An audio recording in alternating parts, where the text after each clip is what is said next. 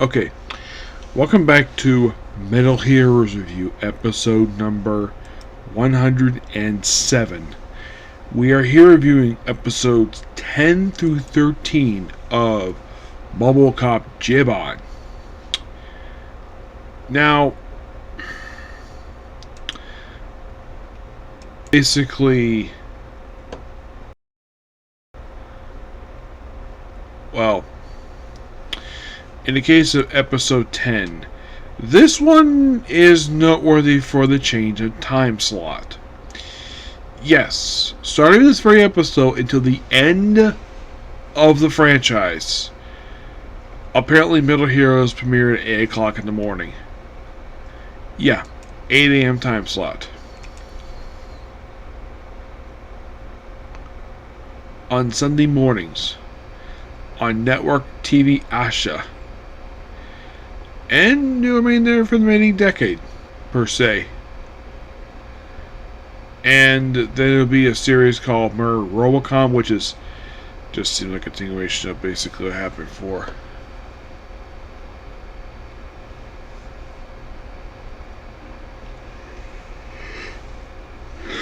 And apparently, when this was dubbed in the Philippines, this was the last time where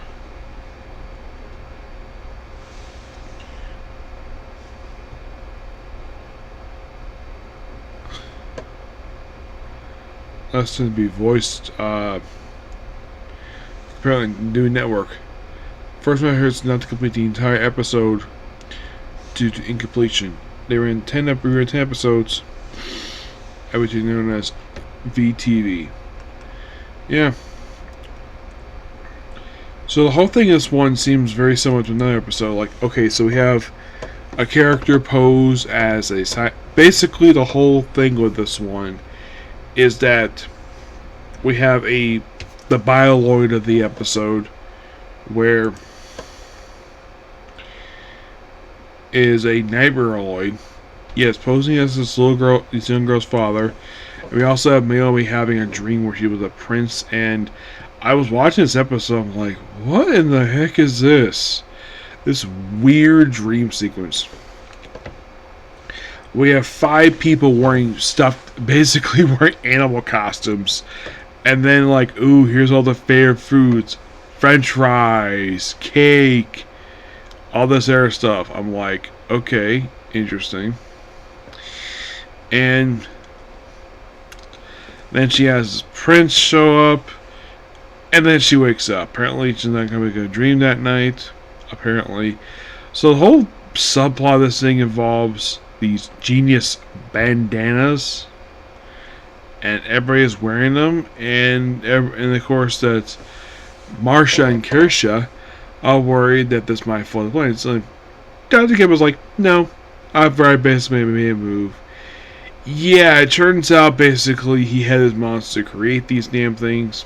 Well, create a enhanced version of it, because the prototype that was created for the daughter in the episode, Ava, where her father goes missing, and then apparently like they find him in like a factory, and of course he's found by of course Nito, and of course by the monster. That's episode, quite a weird episode for episode 10. In the case of episode 11, this one is actually noteworthy for one big thing. It is the first episode without Yoko making an appearance. Yep, I guess it's her turn basically taking an episode off after Mayaka basically took up episodes 7 and 8. It's Yoko's turn.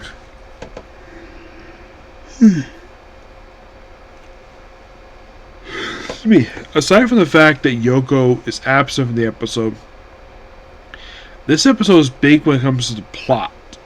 How? It's Gilban's backstory of how the heck basically he got this way. So it's Miami's birthday.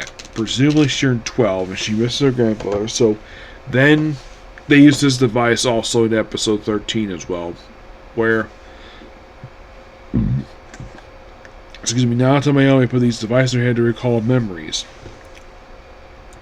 And they go back in time 6 months. So this kind of establishes the fact that Jiban in universe has been active fighting bioloids for 6 months. Except the way it's set up in the pilot episode is that Dr. Geba does not know what the heck he is. Excuse me. My guess is probably he was probably training for all that time, eventually bound there biology.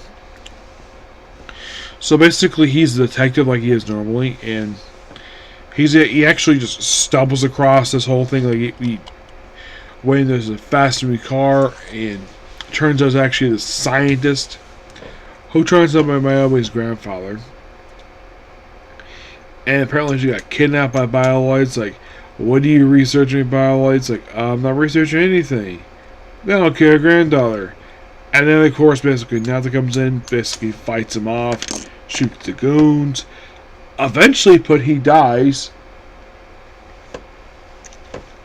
saving the doctor. And then comes a sequence that I saw this, I'm like, yeah, this is where the comparison between this show and RoboCop comes from. This very episode, where we have this secret project run by the Metro Police Department, where we have the doctor in the episode. By the way, his name is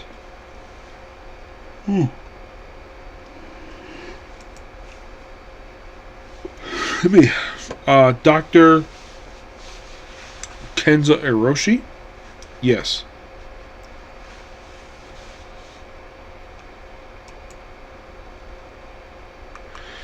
And there's also one other character here. It's Seguchi Yanga.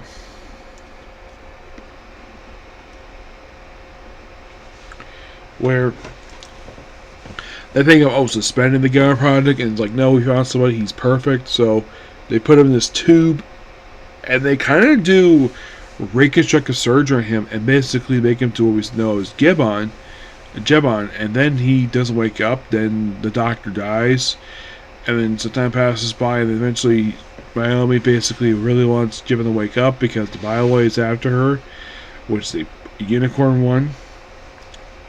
So then her tears wakes up Jiban, and he defeats the monster. And by the way, when he wakes up, he meets Seguchi, and it's like, yeah, he basically appoints him. Well, he points out though that the normal suit we see in the whole series is in fact his battle suit. Yes, it's his battle suit. So apparently the reason why he's able to turn back because he wills it. Yep, we feel that in the episode. So then of course he gets appointed as special investigator, of course. Well, excuse me, secret investigator by the head of the police department. And then and here's the thing though. The outfit that Natsu wears in episode 11, he wears the same outfit in episode 12. This weird, button-up coat thing, like he's almost like a Japanese version of Mr. Rogers. So next episode is exciting. Another big plot of episode where apparently Dr. Gaba wants to blow up Tokyo because he's evil. But of course, Kirsha and Marsha want to find out what Gibbon's identity is. So because that Yoko is always there. By the way, early on in the episode, they basically have not so giving because apparently that day was Yoko's birthday. So he gives her a present, a compact. Perfect for her. That actually comes to play later on in the episode. Yep. And then she's kidnapped by her apartment by Marsha and Kirsha because she might know the identity of Jiban. She does not.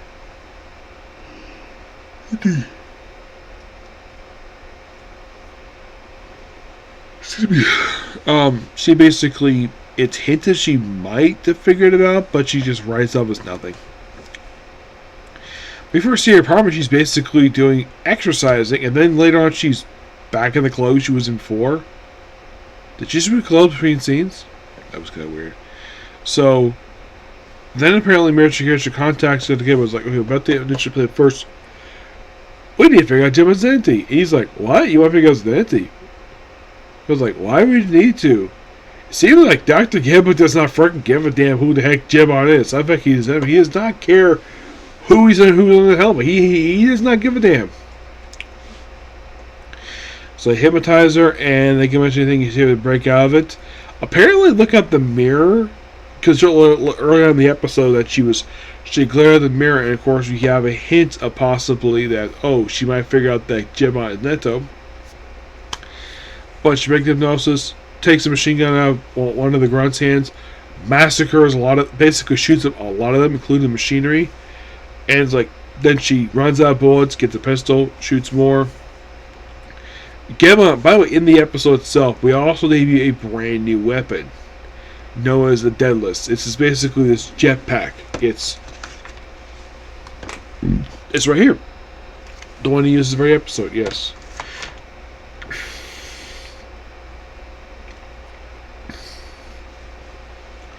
And by the way, the police department chief, he's back in this episode, which 2 episodes are over him. Awesome. So then, of course, basically they get involved with finding out where, and also because, oh, we have this other detective who's a complete idiot.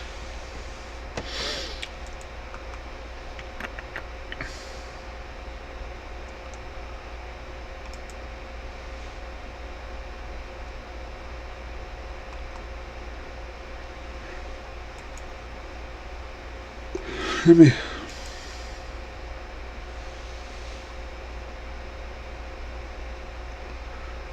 Yeah, I always know about him and he has a liking for Yoko, but man, he's a complete idiot. At one point, they swim looking for Yoko, and he's like, "Oh, I'm gonna confess, I'm in love with you." I'm like, and then he crashes and he's knocked out. I'm like, what was the point of this character, anyways? So again, as a finder, also they found the compact shoot actually on the car, so she finds on the base. And then, of course, she proceeds basically to handle a lot of this on her own before Jiban shows up. And she helps him out. And the place is destroyed. He shows up later on. The episode itself feels a lot like the first episode. Because back to the Rock Warrior from the first episode. Which I found to be interesting. Yes, definitely. As for 13, this one is basically that, oh, Nato will stumble across looks like a cult of like politicians who want to do something. Later revealed to be from the factory.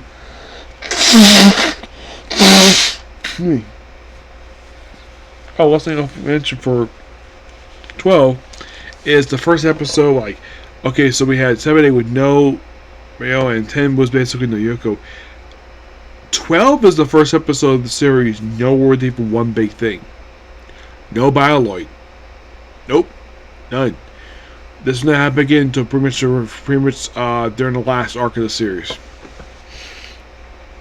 Yeah. So basically a lot of this is like, okay, so he's on the run, he's injured, so then he collapses, and then he's later found in different locations. He later finds out later in the episode that he had this boy and his father who found him, and this draws attention to Biolon, of course. And yeah, and apparently the guy had a plan to build a thing called Kids Country, which is basically a theme park. And their plan was, ooh, we can use this theme park as a cover to basically build our monster factory. Eventually, of course, monsters destroy it, but it's a really good episode. Yep.